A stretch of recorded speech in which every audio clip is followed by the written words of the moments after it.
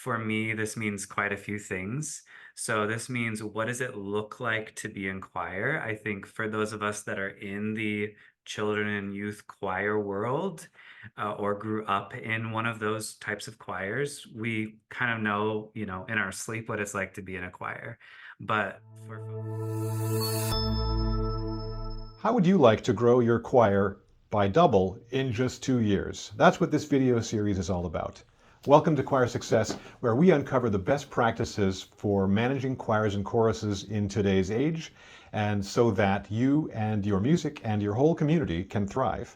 Today is episode 2 in the series with Lars Myron, where we're going to talk about the importance of professional photography and videography and how to do that.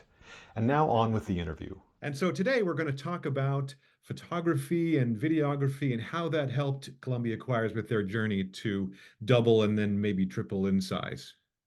Great. Can we touch for a second on the videography? How do you incorporate video into this strategy? Sure. So again, speaking of polished and unpolished video, there's a lot of room for that unpolished, iPhone, capturing weekly events and rehearsals and behind the scenes stuff. Do all of that. I'll focus on the polished side of video. I would really recommend some sort of like about us video, or a kind of in a minute. So my first year as executive director and those first concerts of that season, I brought a camera and I captured a variety of shots of all of the different age groups, some wide shots, some audience shots, some close-up shots, and I put together about a minute long video that is the main video on our YouTube channel, is on our website, is on our social media channels. And it's, just kind of like Columbia Choirs in a nutshell. It doesn't have any speaking. It just shows singers singing. I actually did put in some rehearsal footage as well, because I think that's really important. You know, the performance is the end goal, but as we all know, the rehearsal process is where the majority of the learning happens and the connection happens. So really kind of wrapping that up. We've also done some video of singer testimonials. So for a fundraising campaign last year, I went around and asked a variety of singers of all ages why they love to sing, and got a variety of responses, put those together, and that was sort of our main video for that campaign of give to Columbia choirs because these singers love it, and you should support that. Um, so those have been kind of a few of the examples. As you get more and more, ability to have video be a part, I think there's a lot of power in video. Photography has a really nice instantaneous power. Again, that scroll and that one stunning image is going to communicate a lot faster than video. But video, there's a lot of research and statistics to back it up.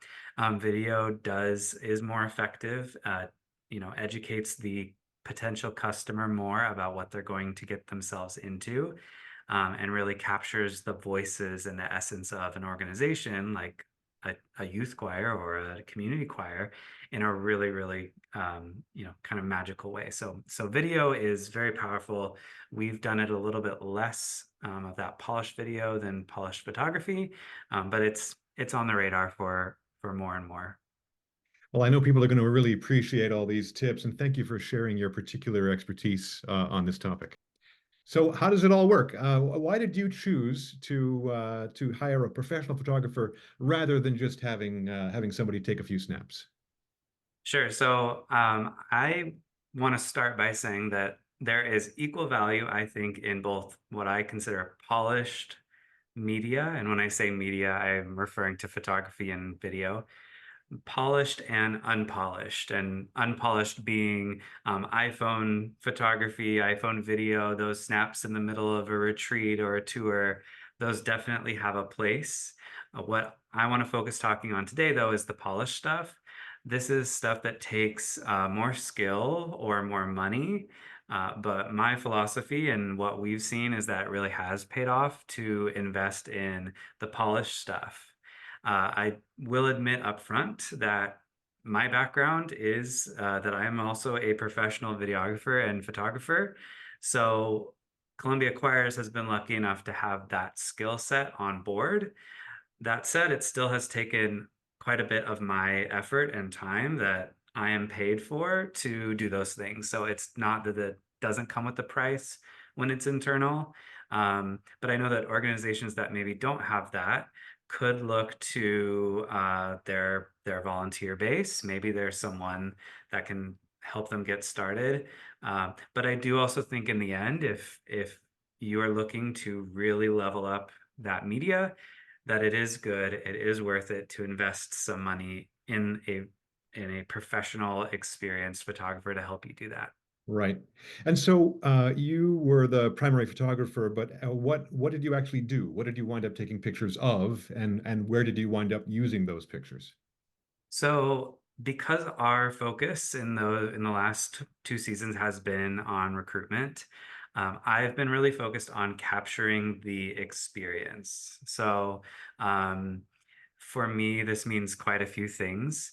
So this means, what does it look like to be in choir? I think for those of us that are in the children and youth choir world, or grew up in one of those types of choirs, we kind of know, in our sleep what it's like to be in a choir.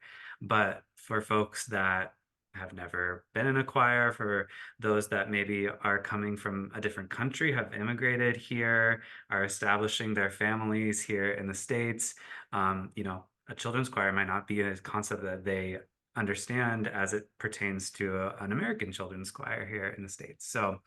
Um, so it's really showing what that experience is. So for us, that's of course being in rehearsal, that's playing music games, that's singing next to someone, being in concert, being in that uniform with the stage lights, uh, going on retreats, going on tours, being in a community with other people. So there's lots of different facets, but it all comes back to, what is my experience going to look like? And when we talk about a children and youth choir, we're talking to parents mostly. So what is their child's experience going to look like? And through all of that, it's super important, and I found very effective to really focus in on individuals in photography, to really quickly communicate. You think about that Facebook scroll on your phone. What is that moment you have for someone to, like, as quickly as possible, understand this person is having fun, or Hmm. this person is inspired or being creative, or whatever that might look like. And I want to be that, or I want my child to be that too. So most of the photography that I've done in concert settings is during dress rehearsal, when I can be on stage, next to the conductor and with my zoom lens and get that one person with some, shoulders and other faces kind of blurred in the background. But who is that one person I'm going to focus on? Or two people that are really look like they're really connected and in sync. So that's some of the initial things that I think about. The other piece that was really important to us is to capture the diversity of our organization. We have quite a bit of cultural diversity, of age diversity, since we have children, youth, and adult choirs. So trying to capture as much of a variety of that as well. So as the photographer, do you have a strategy that you use to try to get those great emotional, impactful shots? Um, well, I think it's really important. This was going to be one of my points to talk about when hiring a photographer. So I'll kind of wrap that in here. It's really important to have experience. So I, of course, have experience as a singer myself, as someone who grew up understanding how a choir works when they're singing a song. What is that big, sustained, 8 count ah note, where hopefully everyone has a nice ah vowel together and looks like they're all doing the same thing. It's being able to kind of quickly identify which people on stage right now are going to, are the most engaged. Some of our groups might be using music and faces down in music sometimes, Mm. but when, who's that person that sticks out? So that's kind of, I think, built into me a little bit. But if there's an organization looking to hire someone or bring someone on as a photographer, experience in choir is great. If not choir, I would say experience in uh, photographing any performing art, music, dance, theater, because there's a lot of similarities in what they're capturing. And if not, also sport photography. Choir is choir is a sport, but you really are capturing the perfect moment. And so things like dance photographers, sports photographers, theater photographers are really have that experience to know, okay, wait. Oh, there it is. So I think those are some of the things that I look for. Um, yeah, when photographing. It's a lot of fun. I love it. Yeah, no doubt. Today's episode is brought to you by Choir Genius. If you're watching this channel, you already know that managing a choir can be really challenging, especially with limited resources. Choir Genius is a software platform, both a website and a mobile app, that makes it much easier. With tools for managing members, planning events, simplifying registration, and boosting donations, it combines many tools into one simple solution. See the difference for yourself and try it for free at choirgenius.com. And now, back to the interview. And so once you have those great shots, basically what do you do with them to drive your recruiting mission? Sure. So the first thing I do, um, hopefully there has already been some editing. It depends on the photographer. Some photographers will put up all the photos they take, and it can take a lot of, a bit of time, but it's worth the time to go through.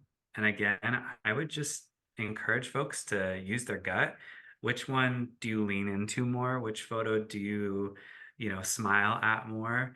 And write those down. So hopefully you're starting to focus into, I don't know, I have some folders that have 5 photos that I like, some folders have 50 photos that I like. Mhm. Uh, and then you really want to start categorizing.